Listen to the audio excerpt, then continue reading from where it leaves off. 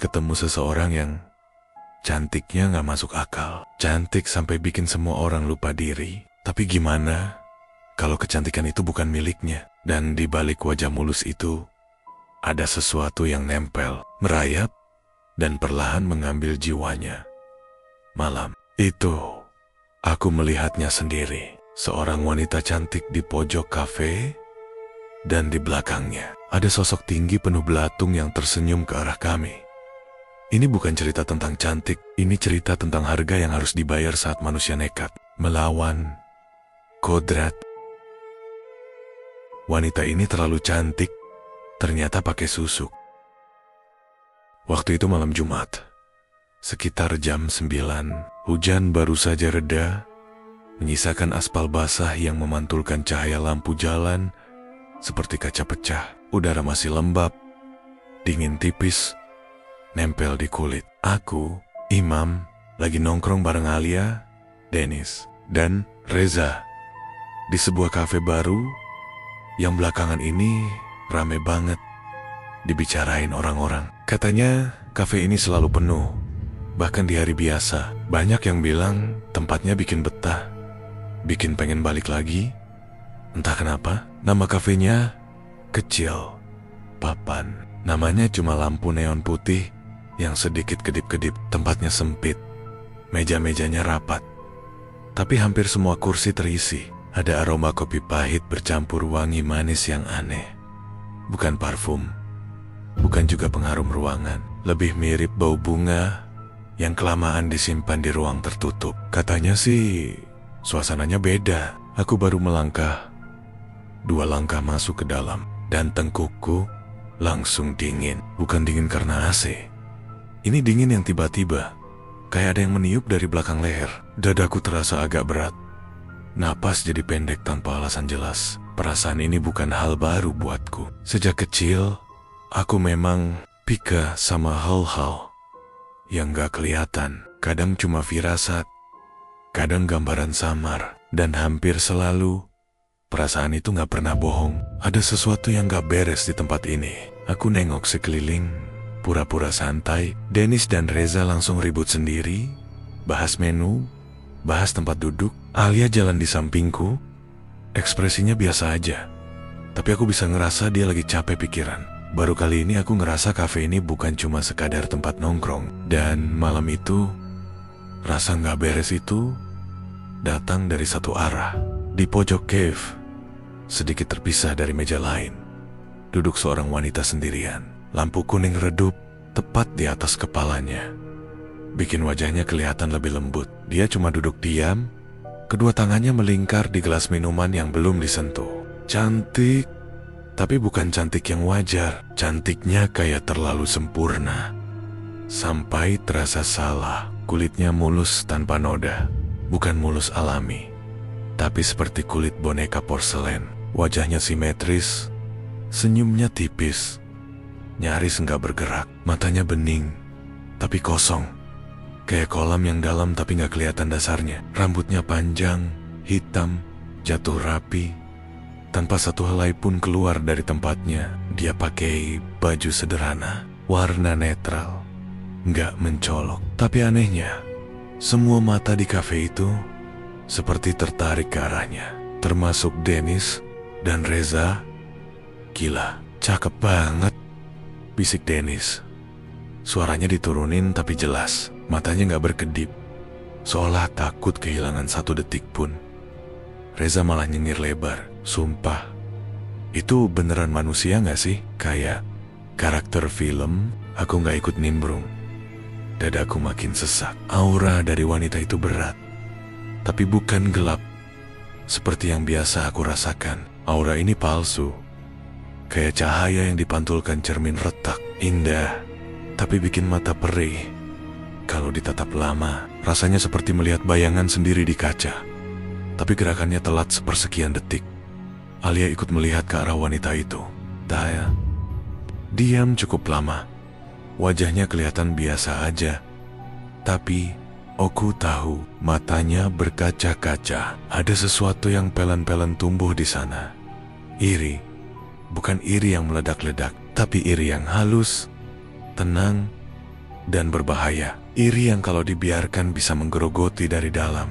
Aku alihkan pandangan sebentar, mencoba nenangin diri. Tapi saat aku nengok lagi ke arah wanita itu, pandangan kami ketemu. Dan saat itu juga, perutku mual. Di balik wajah cantiknya, aku melihat lapisan lain, seperti bayangan yang tumpang tindih. Tubuh wanita itu seolah diselimuti sesuatu yang hitam dan bergerak pelan. Bukan satu, tapi banyak, kayak tangan-tangan kecil yang nempel di kulitnya, merayap, berdesis pelan. Dan di belakangnya, berdiri sosok tinggi, kurus, kepalanya miring. Gak wajar, wajahnya rusak, dagingnya seperti membusuk, penuh belatung putih yang jatuh satu-satu ke lantai, lalu menghilang sebelum menyentuh ubin. Napas aku tercekat. Tanganku gemetar tanpa sadar. Aku langsung berdiri. "Imam, kenapa?" Alia nanya. Kaget? "Nggak apa-apa," jawabku cepat, meski suaraku serak. "Kita pindah aja. Di sini pengap." Aku jalan keluar kafe. Butuh udara. Di luar, bau tanah basah langsung nyambut. Aku tarik napas dalam-dalam, mencoba nenangin kepala yang berdenyut. Saat itu, aku sadar aku gak sendirian. Seorang nenek tua berdiri gak jauh dariku. Pakaiannya lusuh, kainnya tipis dan basah di bagian bawah. Rambutnya putih semua, diikat asal. Matanya cekung, tapi tajam, menatap langsung ke arahku. "Kamu bisa lihat ya, nak?" katanya pelan. Suaranya hampir tenggelam sama suara motor lewat. Aku kaget. "Lihat apa, Nek?" Nenek itu gak langsung jawab. Dia melirik ke dalam kafe, tepat ke arah wanita cantik tadi. Tatapannya berubah sendu. "Itu bukan kecantikan asli," katanya. "Itu susuk yang bikin manusia lupa diri." Jantung berdetak keras yang nempel di badannya. Nenek itu mengangguk pelan. Bukan satu, banyak. Mereka senang dipuja. Aku merinding. Kalau pantangannya dilanggar, nenek itu tersenyum pahit. Keriput di wajahnya makin dalam. Yang nempel bakal nagih. Dan kalau nagih, mereka ambil. Pelan-pelan.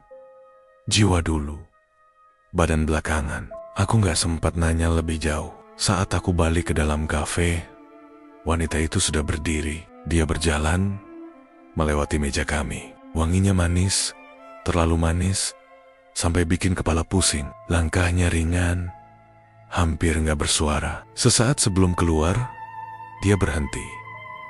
Dia menoleh ke arah Alia dan tersenyum. Senyum tipis, tenang, tapi dingin. Senyum yang bikin jantungku serasa jatuh ke perut, karena aku tahu itu bukan senyum biasa. Itu senyum orang yang tahu satu persatu siapa yang bakal terjerat.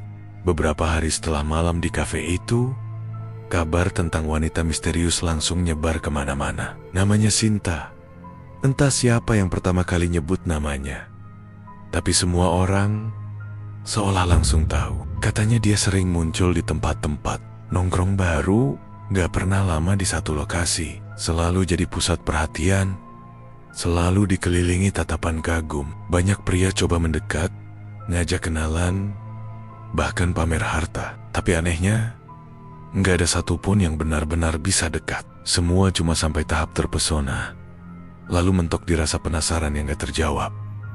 Alia mulai berubah. Perubahannya pelan, hampir gak kelihatan kalau gak diperhatiin baik-baik. Dia jadi sering berdiri lama di depan cermin, ngerapiin rambut berkali-kali, ngelap wajahnya walau gak kotor. Dia mulai sering nanya hal yang sama ke aku, dengan nada bercanda, tapi matanya serius. "Mam, aku kurang cantik ya? Atau kalau aku dandan kayak gini aneh gak?" Riasannya makin tebal, bajunya makin berani. Tapi ada satu hal yang bikin aku gak tenang.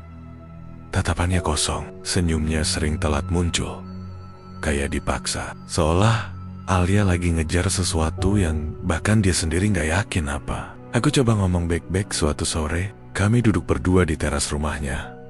Angin sore dingin, langit mendung. "Lei, cantik itu bukan segalanya," kataku pelan. Kamu gak perlu jadi orang lain buat dihargai. Alia ketawa kecil, tapi tawanya hambar. Kamu gampang ngomong, Mam, jawabnya. Kamu gak pernah ngerasa jadi bayangan orang lain. Gak pernah ngerasa masuk ruangan, tapi gak ada yang bener-bener lihat kamu. Aku mau jawab, tapi kata-kata itu keburu nyangkut di tenggorokan. Ada nada sakit yang gak bisa aku bantah. Seminggu kemudian, Alia ngilang. Gak ada kabar, telepon gak diangkat, chat cuma centang 1. 2 hari penuh aku gelisah. Perasaan gak enak terus datang silih berganti. Sampai akhirnya, di hari ketiga, Alia muncul di depan rumah dengan senyum lebar. Aku hampir gak ngenalin dia. Wajahnya lebih cerah. Bukan cerah sehat, tapi cerah yang aneh. Kulitnya kelihatan halus banget, seperti disaring. Bibirnya merah alami, matanya berbinar, tapi dalamnya kosong. Saat dia jalan, semua orang nengok. Dennis dan Reza yang kebetulan main ke rumah langsung berubah sikap. Suaranya jadi lembut, candanya jadi berlebihan. Bahkan Mas Farhan, teman lama kami yang jarang nongkrong, tiba-tiba sering datang cuma buat ngobrol sama Alia. Aku tahu ini bukan perubahan biasa. Malam itu aku datengin Alia ke kamarnya. Lampu redup, tirai tertutup, bau wangi yang sama seperti di kafe dulu. Samar-samar tercium. Kamu ke siapa? Tanyaku langsung ke inti. Alia terdiam lama. Tangannya gemetar di pangkuan, matanya berkaca-kaca. Lalu dia berbisik, hampir enggak kedengaran. Mbah Jati. Dadaku serasa dihantam. Kamu gila. Suaraku meninggi tanpa sadar. Alia langsung nangis. Tangisnya pecah, kayak bendungan jebol. Aku capek, Mam, katanya terbata-bata. Aku cuma pengen dihargai. Aku pengen ngerasa cukup. Sejak malam itu, teror dimulai. Awalnya kecil, Alia muntah di kamar mandi. Tapi yang keluar bukan cuma sisa makanan. Ada belatung putih, kecil-kecil, bergerak di antara air dan lendir. Alia jerit histeris. Sementara aku cuma bisa berdiri kaku. Perutku bergejolak. Makan nasi, katanya bau amis. Daging terasa kenyal dan bergerak di lidah. Alia sering terbangun tengah malam sambil teriak. Keringat dingin membasahi tubuhnya. Dia bilang ada wanita tinggi berdiri di pojok kamar. Rambutnya panjang, nutup muka, wajahnya busuk. Kulitnya mengelupas. Belatung jatuh dari mulutnya satu per satu. Bunyinya nyemplung ke lantai. Padahal lantainya kering, dan kabar terburuk datang di pagi yang mendung. Sinta ditemukan meninggal, bunuh diri. Katanya sebelum mati, Sinta makan sate, pantangan susuknya. Tetangganya bilang, semalaman Sinta teriak-teriak, nangis, ketawa, lalu ngamuk sendirian. Dia ngomong sama sesuatu yang gak kelihatan, minta maaf, minta dilepas, lalu suara itu berhenti mendadak. Sejak kabar itu, Alia makin parah. Dia ngerasa ada yang rayap di bawah kulitnya. Kadang dia garuk lengannya sampai berdarah. Bilang ada sesuatu yang mau keluar. Dia sering nutup telinga, teriak, nyuruh mereka diam. Katanya ada suara di kepalanya. Pelan, tapi terus-terusan. Nyuruh dia jangan nyerah. Jangan lepas, katanya cantik itu harga mati. Aku gak bisa nunggu lebih lama. Aku datengin orang tua Alia dan ceritain semuanya. Malam itu juga kami bawa ke Mbah Jati. Ritual pelepasan susuk itu gak akan pernah aku lupain. Alia diikat kain putih, badannya kaku. Dia jerit sambil mencakar lantai tanah. Dari mulutnya keluar cairan hitam kental. Baunya busuk banget, kayak bangkai. Di dinding, bayangan bergerak. Sosok wanita tinggi penuh belatung muncul samar. Menjerit balik, suaranya serak dan panjang. Sampai akhirnya bayangan itu menyusut dan menghilang. Semua hening. Mbah Jati cuma duduk lemas. Napasnya berat. Dia geleng-geleng pelan. Cantiknya bisa dicabut, katanya lirih. Tapi bekasnya tinggal. Dan dari nada suaranya, aku tahu semua ini belum benar-benar selesai. Setelah susuk itu dicabut, Alia memang berubah lagi. Perubahannya nyata, kelihatan jelas. Bahkan sejak hari pertama, kecantikan yang sempat bikin semua orang menoleh itu hilang begitu saja. Seperti lampu yang dipatikan mendadak. Wajahnya jadi pucat, bibirnya kering, lingkar hitam di bawah matanya tebal, rambutnya kusam, jatuh lemas tanpa kilau. Tapi yang paling bikin aku ngeri bukan itu semua. Terornya gak sepenuhnya pergi. Hari-hari setelah ritual pelepasan, Alia jadi pendiam. Dia bisa duduk berjam-jam, menatap tembok tanpa ekspresi. Kadang bibirnya bergerak pelan, seolah lagi ngobrol, padahal gak ada siapa-siapa. Kalau ditanya, dia cuma bilang capek. Tapi malam hari adalah waktu paling buruk. Hampir tiap malam Alia terbangun sambil teriak. Teriakannya panjang, serak, sampai suaranya habis. Dia nutup telinga kuat-kuat, badannya gemetar, lalu nangis kayak anak kecil. Katanya wanita itu masih datang. Wanita tinggi berambut panjang dengan wajah busuk penuh belatung. Katanya wanita itu berdiri di ambang pintu kamar, atau duduk di ujung ranjang, atau berdiri tepat di belakang Alia sambil membungkuk pelan. Dia manggil aku, "Mom," kata Alia suatu malam. Matanya melotot ketakutan. Katanya belum selesai. Katanya, aku masih utang. Aku coba nenangin dia, meski tanganku sendiri dingin. Aku bilang itu cuma sisa trauma, cuma bayangan di kepala. Tapi jauh di dalam hati, aku tahu ini bukan sekadar trauma. Ada sesuatu yang tertinggal, sesuatu yang gak ikut pergi. Waktu susuk dicabut, hari demi hari, kondisi Alia makin gak stabil. Kadang dia ketawa sendiri tanpa sebab. Ketawanya pelan tapi panjang, bikin bulu kuduk berdiri. Kadang dia marah tiba-tiba, ngebanting barang, teriak-teriak minta mereka berhenti bisik-bisik. Pernah suatu sore, aku nemuin Alia berdiri di depan cermin sambil ngomong pelan ke pantulan wajahnya sendiri. "Cantik ya?" katanya sambil senyum miring. "Aku masih cantik kan?" Aku panggil namanya, dan dia langsung teriak, nutup muka, lalu nangis sejadi-jadinya. Orang tuanya akhirnya gak sanggup lagi. Mereka bawa Alia ke dokter, ke psikiater, kemanapun yang bisa bantu.